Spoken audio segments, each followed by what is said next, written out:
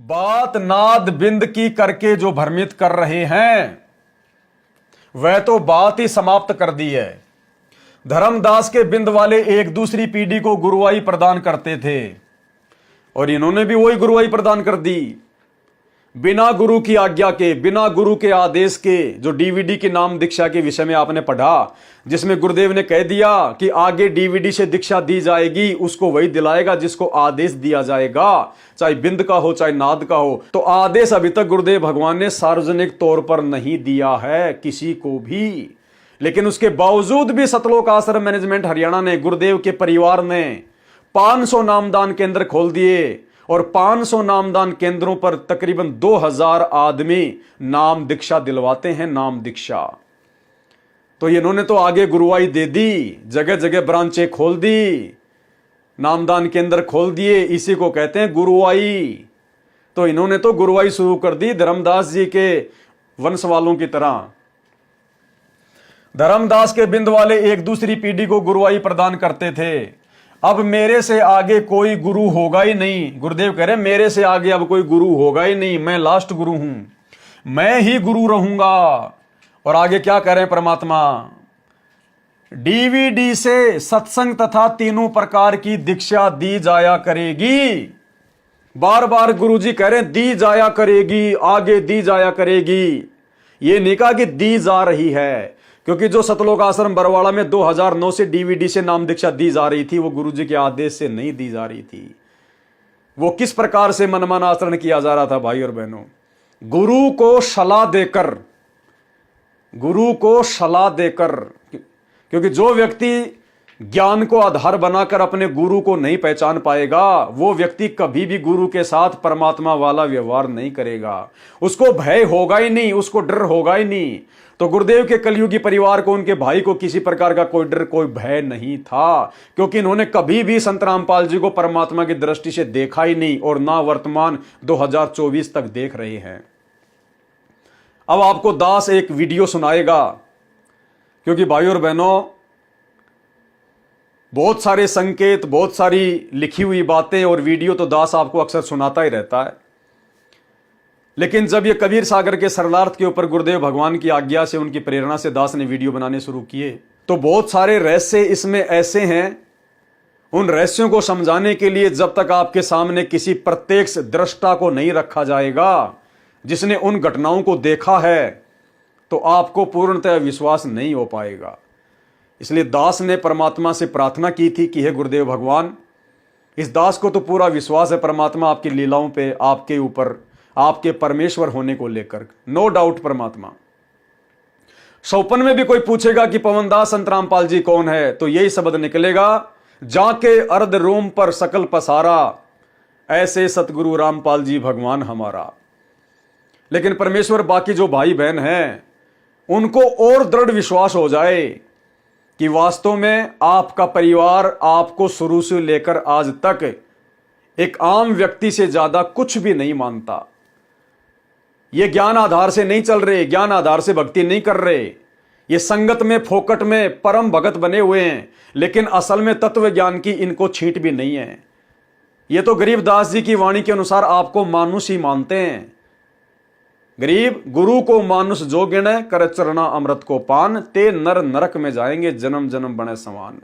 और गुरु मानुष कर जानते, वो नर कहिए अंध, और मैं दुखी संसार में आगे काल के फंद। तो दास ने प्रार्थना की कि परमात्मा कोई ऐसा एविडेंस, कोई ऐसा सबूत, कोई आंखों देखी ऐसी घटना जिससे संगत को विश्वास हो जाए कि परमात्मा वास्तव में ये लोग आपको सलाह दिया करते थे, ये लोग आपको पहले भी सलाह दिया करते थे अपने जैसा 2 कोड़ी का व्यक्ति मानकर, मानुष मानकर, और वर्तमान में भी ये लोग आपको सलाह देते हैं। और 2009 में जो डीवीडी से नाम दीक्षा सतलोक आश्रम बरवाड़ा में शुरू हुई थी, वो भी आपको मानुष मानकर सलाह देकर ही शुरू करवाई गई थी कि गुरुजी आपकी उम्र बहुत ज्यादा हो गई, आप अब क्या क्या करोगे, आपने सत्संग भी करना होता है, नाम भी देना होता है, भक्तों को आशीर्वाद भी देना होता है, आपने किताबें भी जो है पढ़नी होती हैं, अब संगत बहुत आने लग गई, तो क्यों ना वो डीवीडी से नाम देना शुरू कर दो, फिर कौन से दिन काम में लोगे। तो परमेश्वर ने भी समय की आवश्यकता को देखते हुए और डीवीडी से नाम दीक्षा देने की प्रक्रिया शुरू कर दी कि ठीक है भाई, जैसा तुम्हें उचित लग रहा है बहुत अच्छी बात है, और गुरुदेव ने कह दिया कि भाई लो ठीक है। यानी एक होता है गुरुजी से प्रार्थना करके फिर कोई चीज प्राप्त करना, कोई आज्ञा प्राप्त करना, वो आज्ञा नहीं होती, वो तो आपकी तरफ से प्रार्थना है, आपकी तरफ से सलाह है। दूसरा होता है गुरु अपनी तरफ से आपको कोई आज्ञा दे कि भाई लो ये डीवीडी से नाम दीक्षा देना शुरू करो, वो होती है आज्ञा। और एक भगत कहे कि गुरुजी वो डीवीडी क्या करेगी, वो पड़ी पड़ी खराब हो जाएगी, उस डीवीडी को चालू कर दो। बात तो एक ही है, आप कहते हैं कि मेरा तो वचन काम करेगा। तो ये होती है गुरु को सलाह देना।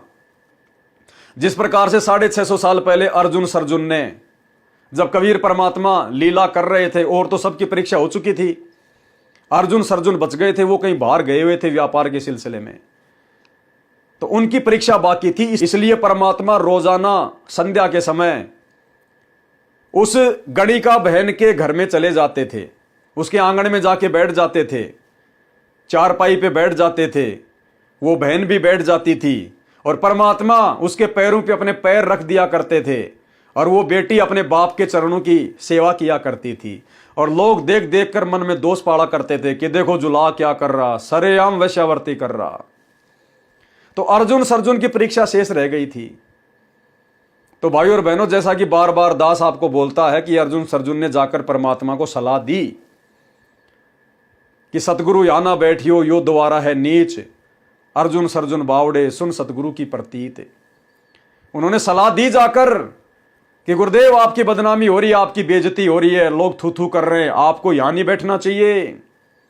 तो गुरुदेव ने कहा, रे नालायको, आज तो तुम मेरे गुरु बन गए जो मुझे शिक्षा दे रहे हो कि मुझे क्या करना चाहिए, मुझे क्या नहीं करना चाहिए। जो कदम मैंने उठाया इसका मतलब यह गलत है, तुम यह साबित करना चाहते हो। जाओ, आज के बाद तुम्हारा नाम खंड है और मेरे इस शरीर से तुम पार नहीं हो पाओगे। दोनों रोने लग गए, पैर पकड़ लिए, भगवान माफ करो। लेकिन भाई और बहनों, अर्जुन सर्जुन तो पहले ही फेल हो चुके थे। अर्जुन सर्जुन तो पहले ही फेल हो चुके थे। गणिका के घर पे जाना तो बहुत दूर की बात है। कैसे? यही तो काल की सूक्ष्म चाल है।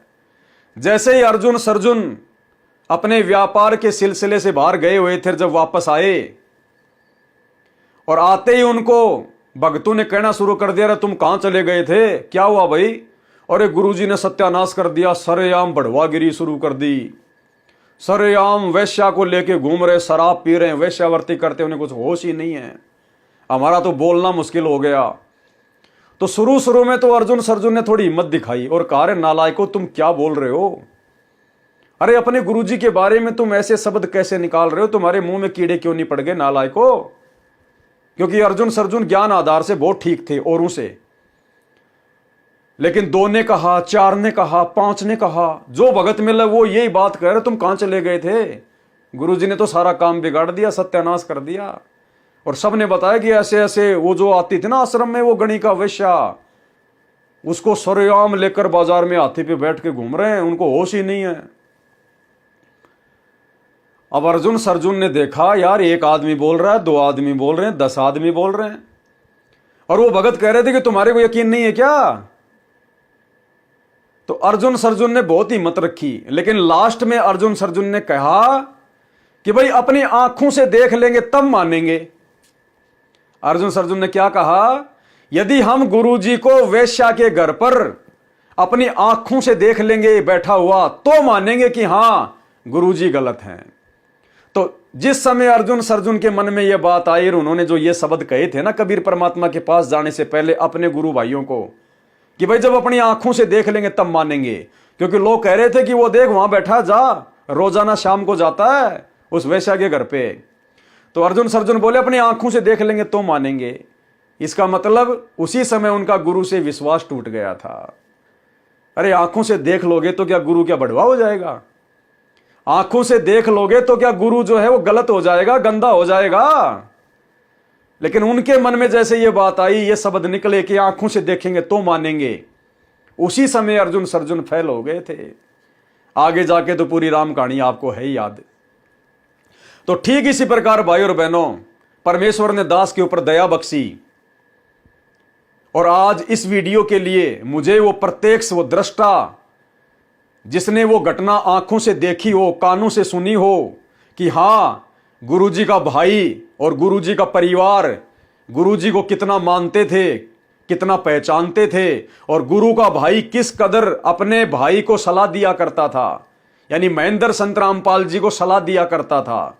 महेंद्र उनको परमात्मा नहीं मानता था, नाम दीक्षा जरूर उनसे ले रखी थी। तो भाई और बहनों, 2-3 दिन पहले ही, यानी ये वीडियो बनाने से 1 दिन पहले, और गुरुजी के छोटे कलयुगी बेटे मनोज का इंटरव्यू आया 1 घंटे का। और जैसे मैंने इंटरव्यू के बारे में देखा, मैं समझ गया कि परमात्मा ने इंटरव्यू तेरे लिए भेजा है। मैंने इंटरव्यू देखा और भाई और बहनों, उसको मैंने डाउनलोड किया।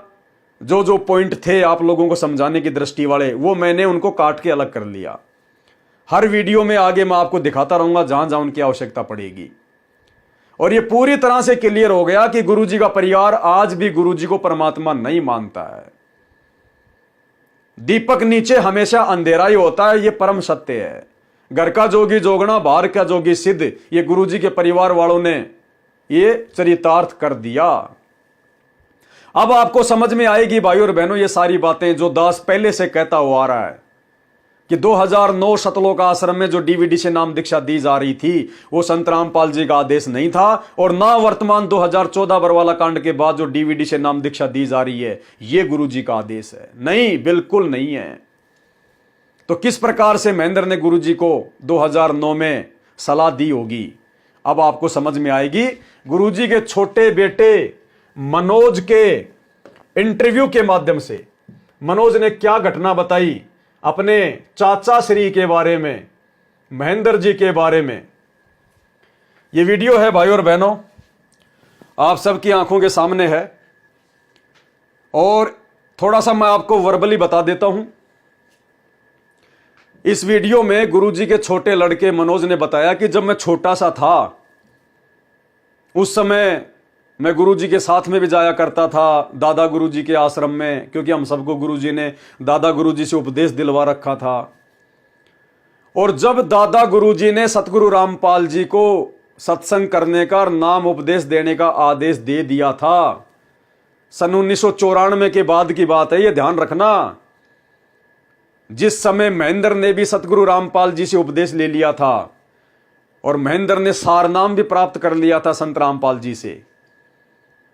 पूरे के पूरे संत रामपाल जी के परिवार ने फिर 1994 के बाद संत रामपाल जी से उपदेश ले लिया था। उसके बाद गुरुदेव भगवान ने गांव गांव जाकर सत्संग करने शुरू कर दिए, और गुरुदेव ने अपने परिवार को त्याग दिया। अपनी नौकरी से भी गुरुदेव भगवान ने रिजाइन दे दिया, और गुरुदेव गांव गांव जाकर सत्संग करने लगे। अपने घर पर नहीं जाते थे, बिल्कुल परमानेंट अपने घर को छोड़ दिया था। इस बात का गुरुदेव भगवान भी कई बार अपने सत्संगों में जिक्र करते हैं कि सन 1995 के बाद इस दास ने अपने परिवार की तरफ फिर मुड़ के नहीं देखा। तो यह सन 1995 के बाद की घटना है, जब गुरुजी गांव गांव जाकर सत्संग करते थे, पाठ करते थे। उस समय फिर गुरुदेव की कलयुगी पत्नी, जिसको संगत वाले अनारो माई कहते हैं, उस अनारो माई को बड़ी टेंशन हो गई, बड़ी चिंता हो गई कि भाई बच्चों के पिताजी तो घर ही नहीं आते, घर पे आना छोड़ दिया।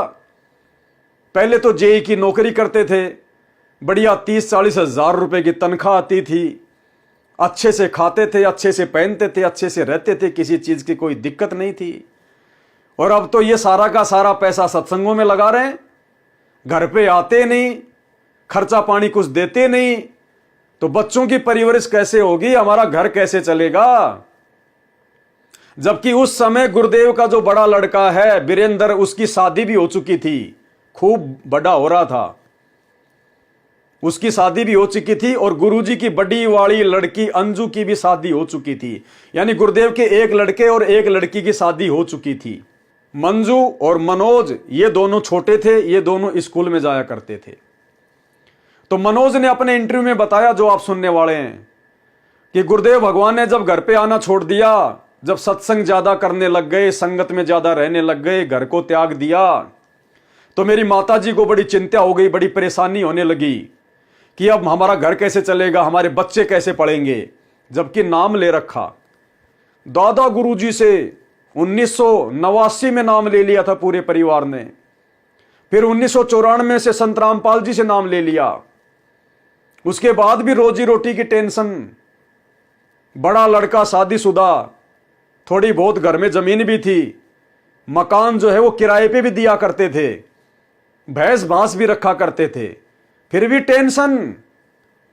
जबकि उनसे नीची स्थिति में तो आज लाखों की संगत है, वो भी शिकायत नहीं करती अपने परमात्मा से। तो मनोज ने कहा कि मेरी माताजी अनारो माई को बड़ी चिंता हुई, बड़ी टेंशन हुई कि हम क्या करेंगे, कैसे हमारा परिवार चलेगा। और मेरी माताजी ने, अनारो देवी ने अपने भाई को बुलाया, यानी मनोज ने कहा कि मेरे मामा जी को बुलाया और कहा कि बताओ ऐसे कैसे काम चलेगा, कैसे परिवार चलेगा, बच्चों की परवरिश होगी कैसे, वो तो बाबा जी बन गए, वो तो आते नहीं घर पे, हम क्या करें, आप जाओ उनको समझाओ। तो मनोज की माता जी ने, जिसे संगत अपनी माई कहती है, अनारो माई, उनकी बुद्धि का लेवल बता रहा हूं आपको कि गुरुदेव भगवान से नाम उपदेश लेने के बाद भी उनको कितना विश्वास था, कितना जान पाई। मनोज ने कहा कि मेरी माता जी ने अपने भाई को बुलाया, सारी बात बताई और कहा कि जाओ उनके पास में, उनको समझाओ, यानी इस पूर्ण ब्रह्म परमात्मा सतगुरु रामपाल जी को समझाओ। तो क्या मानती थी अनारो माई संत रामपाल जी को? तो मनोज का मामा गुरुजी को समझाने के लिए जाता है जहां गुरुजी सत्संग कर रहे थे। तो मनोज का मामा गया, गुरुदेव से राम रमी करी। गुरुदेव ने कहा भाई राम राम, जैसा कि मनोज जी बता रहे मैं वैसा ही बता रहा हूं, अभी आपको सुनाऊंगा। और गुरुदेव ने कहा कि जी कहिए कैसे आना हुआ। गुरुदेव ने अपने साड़े से कहा कि जी बताइए कैसे आना हुआ। तो अनारो माई के भाई ने कहा कि जी ऐसे कैसे काम चलेगा, आप ना घर पे जाते ना कुछ और, ना उनको कोई खर्चा पानी देते, बच्चे क्या खाएंगे, कैसे रहेंगे। तो गुरुदेव ने उनको कहा कि जो कबीर भगवान, जो कबीर परमात्मा चींटी को कण और हाथी को मन दे रहा है, जो तीनों लोकों में प्रवेश करके सबका भरण पोषण कर रहा है, क्या वो मेरे बच्चों को नहीं देगा? क्या वो परमात्मा उस परिवार को भूखा रखेगा क्या? तो मनोज ने कहा कि मेरे मामा जी ने फिर आगे कोई सवाल जवाब नहीं किया। मेरे मामा जी फिर चुपचाप वहां से आ गए और मेरी माता जी को सारी बात बता दी कि भाई देखो उन्होंने तो ये जवाब दिया, मैं क्या बोलता इससे आगे। और मामा जी अपने गांव चले गए। फिर मनोज की माता जी अनारो माई, भक्तों की माई, उनको संतुष्टि नहीं हुई, उनको चैन नहीं पड़ा। अपने देवर को बुलाया। देवर कौन? भगत महेंद्र दास, संत रामपाल जी के छोटे भाई, जिन्होंने दादा गुरुजी से नाम ले रखा था सन 1992 में, और 1994 में फिर संत रामपाल जी से नाम लिया, फिर सार नाम ले लिया। तो महेंद्र दास जी आए और अनारो देवी ने कहा कि जाकर अपने भाई को समझा, न्यू थोड़े काम चल रहा है, टाबर के खावेंगे, घर क्यों कर चल लेगा, वो तो सत्संग करने लग गया, बाबा बन गया, पता नहीं क्या क्या कहा होगा। ये बेटा थोड़ी बताएगा यहां पर सारी बातें, लेकिन जो बातें ये बता रहा है उन बातों से आप भली भांति समझ सकते हैं कि क्या क्या नहीं कहा होगा, क्या क्या नहीं कहा होगा। तो महेंद्र जी को गुरुजी के पास में भेजा कि आप उनको समझाओ जाके, ऐसे घर छोड़ने से बात थोड़ी बनेगी। और महेंद्र अपनी भाभी की बातें सुनकर और संत रामपाल जी को समझाने के लिए चल पड़ता है। इसको कहते हैं भाई और बहनों, गुरु को मानुष मानना। गुरु मानुष कर जानते वो नर कहिए अंध। अरे जिस महेंद्र ने अपने बड़े भाई सतगुरु रामपाल जी को अपना गुरु धारण कर रखा था, महेंद्र जिनका शिष्य था, और अपनी भाभी के कहने से अपने गुरु को समझाने जा रहा है, अपने गुरु को शिक्षा देने जा रहा है, अपने गुरु को समझाने जा रहा है। इसी को कहते हैं महामूर्खता। जिस प्रकार वो अर्जुन और सर्जुन उसी समय फेल हो गए थे कि भाई अपनी आंखों से देख लेंगे तब मानेंगे, तो ये महेंद्र दास उसी समय फेल हो गया था जब अपनी भाभी के कहने से अपने भगवान को शिक्षा देने जा रहा है। उसी समय फेल हो गया था ये। तो इस महेंद्र को कितना ज्ञान होगा जिसने पहले तो दादा गुरुजी से नाम ले रखा था, फिर संत रामपाल जी से नाम ले लिया, और फिर सारनाम ले लिया, और अपने गुरु को शिक्षा देने के लिए, अपने गुरु को समझाने के लिए। समझाना क्या था? यही तो समझाना था कि आपने घर छोड़ के ठीक नहीं किया, अब आपके बच्चे क्या खाएंगे, कैसे रहेंगे, यही तो समझाया होगा। और क्या समझाएगा? अनारो माई ने यही तो बताया होगा कि जाके उनको बताओ कि वापस घर आ जाए और यहां भी थोड़ा बहुत पैसा दे। ये बाबागिरी करने से काम नहीं चलेगा। और वरना वहां पर कौन सा वो सत्संग सुनने गया था महेंद्र?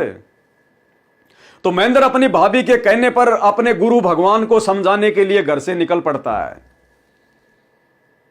और जाकर गुरुदेव भगवान को समझाया कि जी आप नौकरी भी करते रहो, घर भी आते जाते रहो और अपने सत्संग भी करते रहो। क्या सलाह दे रहा है जी? घर भी आते जाते रहो, आपने तो आना जाना छोड़ दिया, और नौकरी भी करते रहो और अपने सत्संग भी करते रहो। यानी महेंद्र गुरुजी के साथ में कोई सहयोग नहीं करता था। उस समय गुरुदेव भगवान के संघर्ष में ना उनका परिवार साथ दे रहा था, ना उनका भाई साथ दे रहा था। ये अकेला संघर्ष गुरुदेव भगवान ने किया भाई और बहनों, सन 1994 से सन 2000 तक ये पूरा का पूरा संघर्ष। क्योंकि गुरुदेव का भाई सन 2005 में गुरुदेव से जुड़ा, नाम तो बहुत ही जो है वो पहले ले लिया था, लेकिन अपनी जो पुलिस की नौकरी छोड़कर 2005 में फिर ये गुरुजी के साथ में घूमने लगा। और गुरुजी का परिवार जो दादा गुरुजी से नाम दीक्षा ली हुए था, फिर संत रामपाल जी से दीक्षा ले ली, लेकिन फिर वो गुरु का परिवार, वो कलयुगी परिवार 2006 करोथा कांड के बाद जब गुरुजी 21 महीने जेल काट कर आए, उसके बाद में गुरुजी के साथ में सत्संगों में आने लगा। उससे पहले गुरुजी का कोई सहयोग नहीं करता था, ना गुरुजी के बेटा बेटी, ना भाई बंधु, ना रिश्तेदार, कोई गुरुजी का कोई सहयोग नहीं करते थे। आपको गुरुजी के मुख से सुनाएंगे कि बच्चों आज से 20-30 साल पहले मेरा कोई सहयोग नहीं करता था। तो महेंद्र ने जाकर गुरुदेव को सलाह दी और गुरुदेव ने महेंद्र से कहा कि महेंद्र, उनको जाके कह देना कि औरों से भी अच्छी परमात्मा उनकी परवरिश करेगा, औरों से भी अच्छी परमात्मा उनकी परवरिश करेगा। पहले आप ये वीडियो सुनिए, फिर आपको आगे का वीडियो सुनाएंगे कि गुरुजी का परिवार उस संघर्ष के समय में उनका सहयोग करता था या उनके विरुद्ध था। तो अब ये मनोज जी, संत रामपाल जी के सुपुत्र, अब आपको क्या शिक्षा देंगे, आप जी इन्हीं के मुख कमल से सुनिएगा। सत्संग पाठ ज्यादा होने लगे, उसके बाद गुरुजियों ने लगभग घर त्याग दिया। गुरुजियों ने, पिताजियों ने घर आना जाना बंद कर दिया।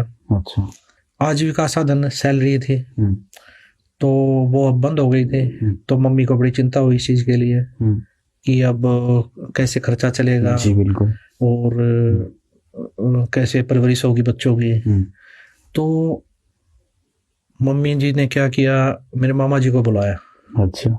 मेरे मामा जी आए, मेरे मामा जी को बताया मम्मी जी ने कि ऐसे ऐसे बच्चों के पिताजियों ने तो आना बंद कर दिया और कैसे चलेगा, खर्चा कैसे चलेगा, इनकी परवरिश कैसे होगी। तो मामा जी ने सुनी ये सारी बातें। तो मामा जी, गुरुजी सत्संग कर रहे थे एक जगह, तो वहां पर गए मामा जी। मामा जी गए तो मामा जी जाके राम राम की, राम राम जी। तो गुरुजियों को, क्यों जय की पोस्ट पे थे ना, तो वो उसी भाव से बोलते, साहब बोलते थे, जय साहब नमस्कार। अच्छा। तो वो बोले जय साहब राम राम। तो गुरुजी बोले, पिताजी बोले राम राम भाई, राम राम, आ जाओ बैठो। तो बैठे हैं मामा जी। तो चाय पानी ली मामा जी ने। तो उसके बाद मामा जी बोला जी कैसे चलेगा घर का खर्चा, आप तो घर आते ही नहीं, तो ऐसे कैसे गुजारा होगा। तो गुरुजियों ने उनकी तरफ देखा। गुरुजी बोले इस पूरी पृथ्वी को, गुरुजी बोले इस पूरी पृथ्वी को हाथी से लेकर चींटी तक वो परमात्मा खिला रहा है, क्या मेरे बच्चों को नहीं खिलाएगा वो? मेरे बच्चों को भूखा मार देगा वो परमात्मा? बहुत बड़ी बात बोली। तो उसके बाद मामा जी चुप, मामा जी सोच में पड़ गए। मामा जी ने प्रणाम किया और मामा जी वापसी चल पड़े। मामा जी वापसी मम्मी के पास आए। तो मम्मी के पास आए तो मम्मी जी को बताया, बोला क्या क्या बात हुई। तो मामा जी ने सारी बातें बताई, ये बात हुई। तो मम्मी जी बोले कैसे होगा। तो मामा जी बोला मेरी हिम्मत नहीं है दोबारा जाके ये बातें बोलने की।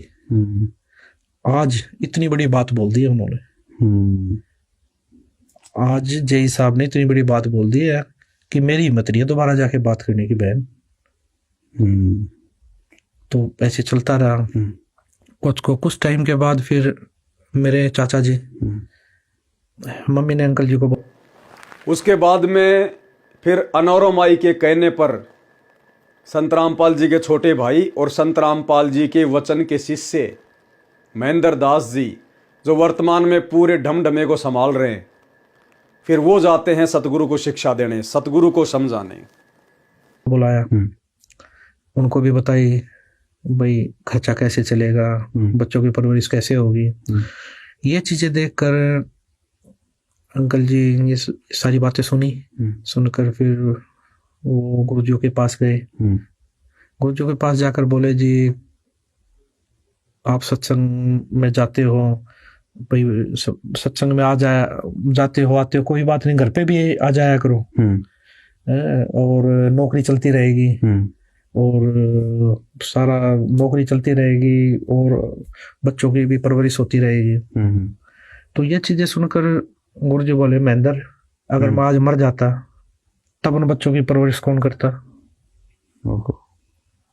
अच्छा, आज मैं मर जाता तब उन बच्चों की परवरिश कौन करता। आज मैं जिस भगवान की शरण में लगा हूं ना, वो पूर्ण परमात्मा है, वो उनकी भी परवरिश करेंगे और उनकी जीवन रक्षा भी करेंगे। वो पूर्ण परमात्मा है, वो ऐसा भगवान है। गुरुजी बोले महेंद्र, अब उस सच्चे सरकार की नौकरी करेंगे। अब नौकरी बहुत कर ली, इस झूठी सरकार की नौकरी बहुत कर ली। अच्छा, अब सच्चे सरकार की नौकरी करेंगे। अब ज्ञान हो गया उस सच्चे सरकार की नौकरी का, अब नौकरी उसकी करेंगे। अब झूठे सरकार की नौकरी मुझसे नहीं होगी भाई।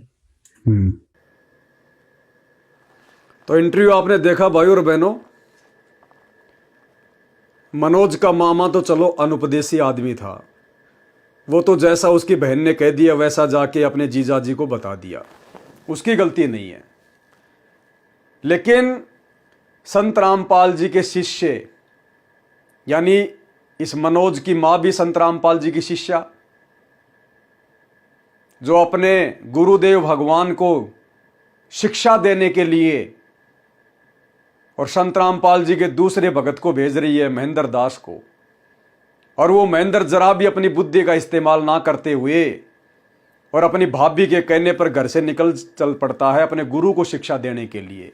जबकि उस महेंद्र को यह कहना चाहिए था कि भाभी, मेरा भाई कोई आम व्यक्ति नहीं है, कोई आम इंसान नहीं है, अरे वो सतगुरु है, पूरी दुनिया का उद्धार करने के लिए आया है, जो लाखों भक्तों को सुख दे रहा है, हजारों भक्तों को सुख दे रहा है।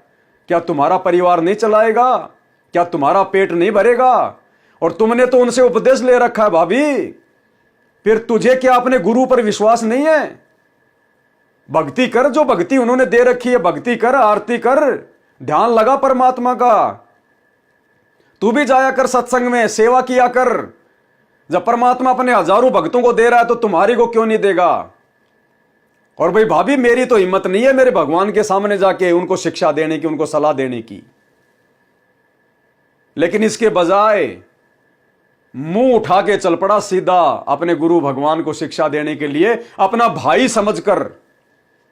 तो इसको कहते हैं भाई और बहनों, गुरु मानुष कर जानते वो नर कहिए अंध, और दुखी संसार में आगे यम के फंद। तो सोचिए गुरुजी का वो परिवार, अरे गुरुजी तो दुनिया का आत्म कल्याण करने के लिए गांव गांव जाकर सत्संग कर रहे थे, और वो परिवार, वो अनारो माई, वो परिवार गुरुजी को वापस बांधना चाहता था उस परिवार में। तो वो परिवार काल के पक्ष में था या परमात्मा के पक्ष में था? क्या उस परिवार ने इतना भी विचार नहीं किया कि तुम्हें जिस प्रकार से रोजी रोटी की टेंशन हो रही है, पेट भरने की टेंशन हो रही है, क्या उस भगवान ने परिवार को छोड़ने से पहले इस विषय में सोचा नहीं होगा कि मेरा परिवार जो मेरी सैलरी के ऊपर डिपेंड था, अब उस परिवार का क्या होगा? क्या उस अंतर्यामी सदगुरु रामपाल जी भगवान ने इस परिवार के विषय में सोचा नहीं होगा? क्या कोई व्यवस्था नहीं की होगी गुप्त रूप में? लेकिन विश्वास कहां? ना उस भाई को विश्वास, ना उस पत्नी को विश्वास, ना रिश्तेदारों को विश्वास। तो संत रामपाल जी के शुरुआती संघर्ष में साथ किसने दिया? उनके किसी भी परिवार के मेंबर ने साथ नहीं दिया, वो तो उल्टा उनका पैर खींच रहे थे। अब ये मनोज तो छोटा था उस समय, कोई बात नहीं, मंजू भी छोटी थी, ये तो स्कूल में जाया करते थे, पढ़ा करते थे, इनमें तो इतनी बुद्धि नहीं थी, कोई बात नहीं। अनारो माई में तो बुद्धि थी, महेंद्र में तो बुद्धि थी। महेंद्र तो उस समय जो है वो पुलिस में नौकरी करता था, कोई बालक नहीं था, कोई स्कूल नहीं जाता था। और गुरुदेव का बड़ा लड़का वीरेंद्र, वो कोई बालक नहीं था, उसकी तो शादी हो चुकी थी, उसने भी अपने पिताजी का कहीं कोई सहयोग नहीं किया। और आगे आपको दिखाते हैं ये दोनों लड़के, ये गुरुदेव भगवान के दोनों कलयुगी सुपुत्र। जिस समय हमारे गुरुदेव भगवान गांव गांव जाकर सत्संग करते थे, लोगों की गालियां खाया करते थे, लोग उनके सत्संगों में बाहर से जो है वो पत्थर फेंका करते थे। दिन रात एक कर रखी थी परमात्मा ने, पाठ कर करके, सत्संग कर करके लोगों को समझाने के लिए। उस संघर्ष के दौर में गुरुजी का परिवार माया जोड़ने में लगा हुआ था। ये दोनों लड़के माया अर्जित करने में लगे हुए थे, धन इकट्ठा करने में लगे हुए थे। अब उसके बाद इसकी आगे की बातें सुनाऊंगा आपको।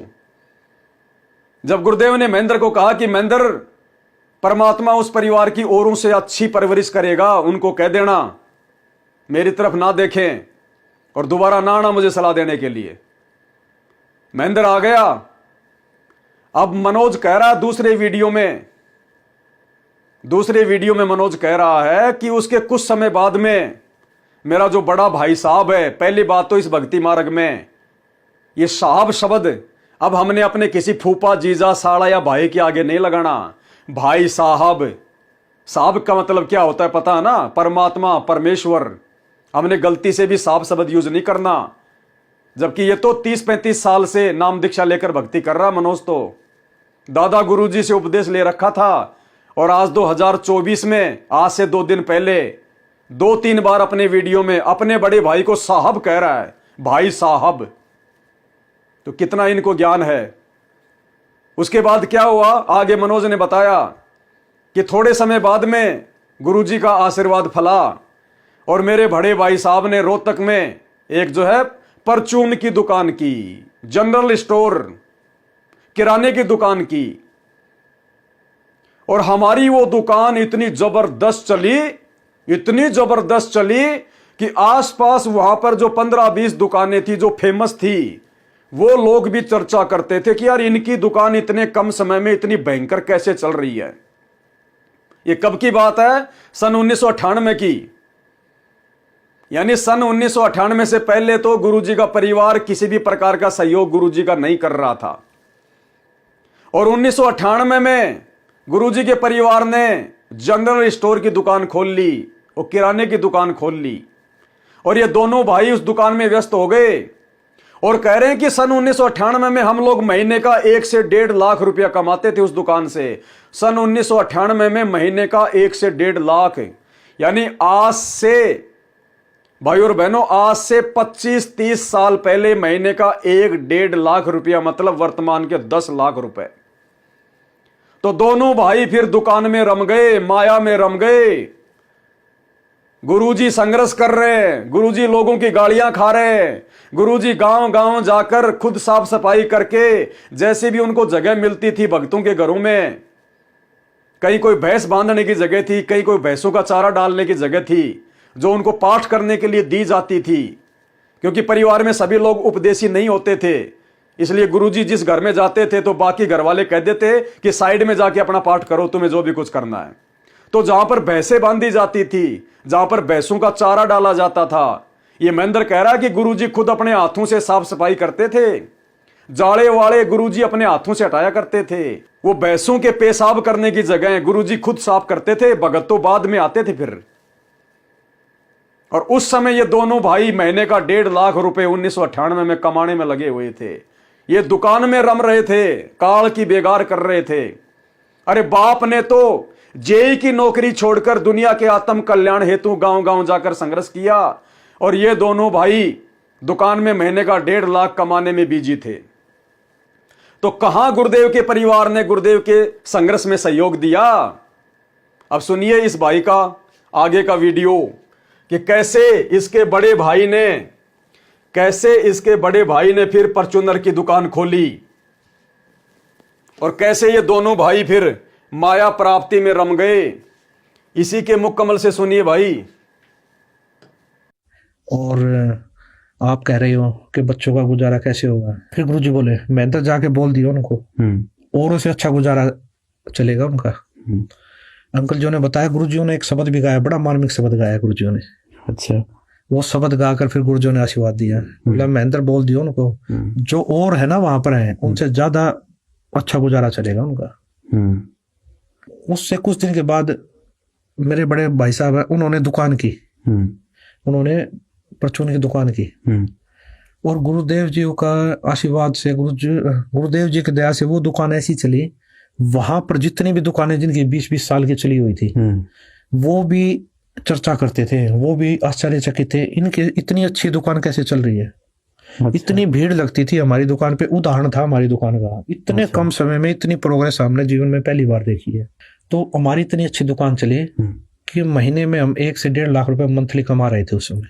अच्छा। 1998-1999 में संत रामपाल जी महाराज का आशीर्वाद फल गया। जी, संत रामपाल जी महाराज जी का आशीर्वाद, वो आशीर्वाद दिया हुआ गुरुजियों का वो फल रहा था उस समय। उस समय 1 से 1.5 लाख रुपए हम कमा रहे थे उस परचून की दुकान से।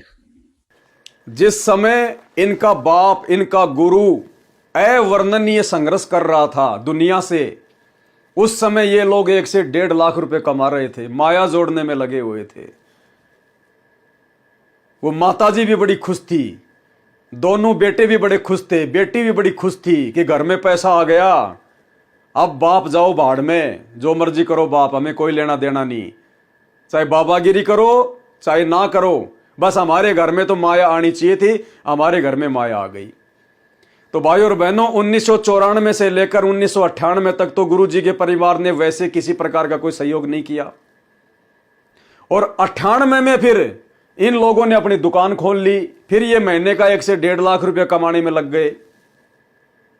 तो करोथा कांड के बाद में फिर ये सभी लोग गुरुजी के पास में आने लगे, क्योंकि इनकी दुकान हो गई फैल, क्योंकि भक्ति इन्होंने की नहीं, इनके पुण्य हो गए खत्म, दुकान धीरे धीरे फैल हो गई। उसके बाद में करोथा कांड हो गया, ये दुनिया के सवालों के जवाब दे नहीं पाए, दुकान कर दी बंद। फिर गुरुजी 21 महीने जेल काट के बाहर आए, धीरे धीरे संगत जुड़ने लगी, आश्रम में दान धर्म आने लगा। तो इनको तो माया चाहिए थी, ये परिवार फिर से वापस गुरुजी के पास सत्संग में आने लग गया, बरवाला में आने लग गया, और फिर उन्होंने अपना प्रभाव जमा लिया कि हम तो गुरुजी के ठेकेदार हैं। जबकि गुरुजी के संघर्ष के समय में ये लोग मुंह छुपा के फिर रहे थे, माया जोड़ने में लगे हुए थे। तो यह है गुरुदेव के भगवान की अमर कहानी। यह कोई सामान्य इंटरव्यू नहीं है भाई और बहनों। अभी तो मैंने आपको इस इंटरव्यू के खाली 2 ही वीडियो सुनाए, मैंने बहुत सारे वीडियो काट के रखे हुए हैं जो आगे कबीर सागर के सरलार्थ में आप और हमारे बहुत काम आएंगे। अगला जो 9 नंबर का पार्ट है वो बहुत ही ज्यादा महत्वपूर्ण है, बहुत ही ज्यादा इंपॉर्टेंट है। इस मनोज का वीडियो हमारे विश्वास को बढ़ाएगा कि ये गुरुदेव का कलयुगी परिवार, उनके बेटा बेटी तो गुरुदेव को नहीं समझ पाए कि ये पूर्ण ब्रह्म परमात्मा है, लेकिन इनके मुख कमल से परमात्मा ने बुलवा दिया कि संत रामपाल जी कौन थे, कौन हैं। ये लोग आज भी नहीं समझ पा रहे। तो इन लोगों को नहीं पता कि ये अपने इंटरव्यू में क्या बोल रहे हैं, इनकी बुद्धि ऑफ है, लेकिन परमात्मा ने इनके मुंह से बुलवा दिया। आप और हम सत्सेवकों के विश्वास को दृढ़ करने के लिए इन सात संगतियों की वीडियो के माध्यम से जब हम इनके बोल वचनों को सुनाएंगे संगत को कि देखो इनके विचार गुरुदेव भगवान के प्रति, तो हमारा विश्वास बढ़ेगा कि वास्तव में सतगुरु रामपाल जी भगवान के असली बेटा बेटी तो हम हैं, संगत वाले, उनके नाद के शिष्य, उनके वचन के शिष्य, ये परिवार वाले, ये तो काल प्रेरित हैं। तो भाई और बहनों, हाथ कंगन को आरसी क्या, पढ़े लिखे को फारसी क्या।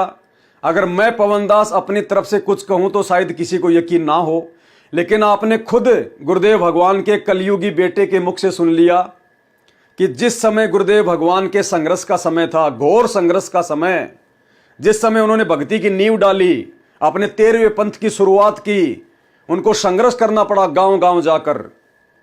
उस समय गुरुदेव का परिवार उनका किसी भी प्रकार से कोई भी सहयोग नहीं कर रहा था, उल्टा उनके मनोबल को तोड़ा करता था, कभी अपने रिश्तेदारों को भेजकर, कभी अपने भाई बंधुओं को भेजकर। और दोनों बेटे उस संघर्ष के समय में महीने का 1 से 1.5 लाख रुपया कमाने में लगे हुए थे। तो आपने गुरुदेव के छोटे कलयुगी बेटे मनोज के मुंह से सुन लिया कि उन शुरुआती दिनों में उनके परिवार ने गुरुदेव का सहयोग किया या नहीं किया।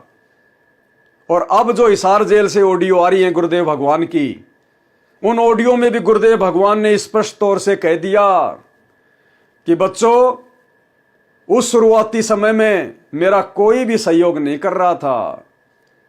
गुरुदेव कह रहे हैं बच्चों, आज से 20-30 साल पहले इस दास का कोई भी सहयोग नहीं कर रहा था, कोई भी। लेकिन ये तो परमात्मा का वचन है, इसलिए फल गया। वरना उस शुरुआती समय में आज से 20 साल 30 साल पहले मेरा कोई भी सहयोग नहीं कर रहा था। यानी गुरुदेव ने स्पष्ट कर दिया कि मेरा परिवार किसी भी प्रकार से मेरा सहयोगी नहीं था, जो आज मेरे जेल में आने के बाद पीछे से संगत के ठेकेदार बने फिर रहे हैं कि सब कुछ हम ही कर रहे हैं। सुनिए गुरुदेव के मुख कमल से। कहे कबीर सुनो भाई साहब, सब उल्टा व्यवहार, सच्चे को तो झूठा बताए, इन झूठों का एतबार, निरंजन बन तेरा दरबार वहाँ पर तनिक न न्याय विचार। परमात्मा कहते हैं झूठा न सच्चा मान रहे तुम। 600 साल पहले कहा करते, रात से 20 साल पहले 30 साल पहले तो यही हालत थी, कोई भी मानने वाला नहीं था, दास के साथ कोई सहयोग नहीं कर रहा था। रात से 20 साल पहले 30 साल पहले तो यही हालत थी, कोई भी मानने वाला नहीं था, दास के साथ कोई सहयोग नहीं कर रहा था। रात से 20 साल पहले 30 साल पहले तो यही हालत थी, कोई भी मानने वाला नहीं था, दास के साथ कोई सहयोग नहीं कर रहा था। लेकिन मालिक का वचन है, गुरुदेव का आशीर्वाद फला, कहा था तेरे बराबर विश्व में कोई संत नहीं होगा। तो चलिए भाई और बहनों, अब हम आगे बढ़ते हैं उस लेटर के ऊपर कि आगे परमेश्वर ने क्या कुछ लिखा है, क्या कुछ हमें समझाना चाहा है, क्या कुछ हमारे को बताना चाहा है। क्या कह रहे हैं परमात्मा? डीवीडी से सत्संग तथा तीनों प्रकार की दीक्षा दी जाया करेगी, यानी आगे दी जाया करेगी। ट्रस्ट बना दिया है, ट्रस्ट के सदस्य अपनी देख रेख में नामदान दिलाया करेंगे। कौन? जिनको गुरुदेव भगवान हिसार जेल से बाहर आने के बाद में सार्वजनिक तौर पर आदेश देंगे, वो, ना कि गुरुदेव का कलयुगी परिवार। ट्रस्ट बना दिया है, ट्रस्ट के सदस्य अपनी देख रेख में नामदान दिलाया करेंगे। इसमें जिनको आदेश दिया जाएगा वह सेवा किया करेगा। देखो फिर गुरुदेव ने जिक्र कर दिया भाई और बहनों, फिर गुरुदेव ने जिक्र कर दिया, इसमें जिनको आदेश दिया जाएगा वह सेवा किया करेगा। अर्थात वर्तमान में गुरुजी ने किसी को कोई आदेश सेवा के लिए नहीं दिया है, नाम दीक्षा का आदेश नहीं दिया है। ये सारे के सारे नाम दीक्षा के अंदर जो 500 से ज्यादा है, ये सब फर्जी हैं, सब मनमाना आचरण है गुरुदेव के परिवार का धार्मिक धंधे के लिए। इसमें जिनको आदेश दिया जाएगा वह सेवा किया करेगा। इसमें नाद बिंद का कोई रोल ही नहीं है। गुरुदेव कह रहे हैं कि इसमें नाद और बिंद का कोई चक्कर नहीं रहेगा, कोई रोल नहीं है। ये ना समझना कि मेरे बिंद वाले, मेरे परिवार वाले ही आगे सेवा करेंगे, या आगे मैं अपने परिवार वालों को यानी बिंद वालों को ही सेवा दूंगा। गुरुदेव कह रहे हैं इसमें नाद और बिंद का कोई रोल नहीं है। जो योग्य होगा, और गुरुदेव कह रहे हैं जिसको मैं योग्य समझूंगा उनको ये सेवा दूंगा। ये ना सोचना कि मैं मेरे परिवार वालों को ही सेवा दूंगा, कहीं तुम मेरे परिवार वालों के पैर पकड़ के बैठ जाओ कि ये तो गुरुजी के बेटा बेटी हैं, गुरुजी के रिश्तेदार हैं, ये तो बहुत बड़े बड़े भगत हैं, गुरुजी के साथ में रहते थे आश्रम में।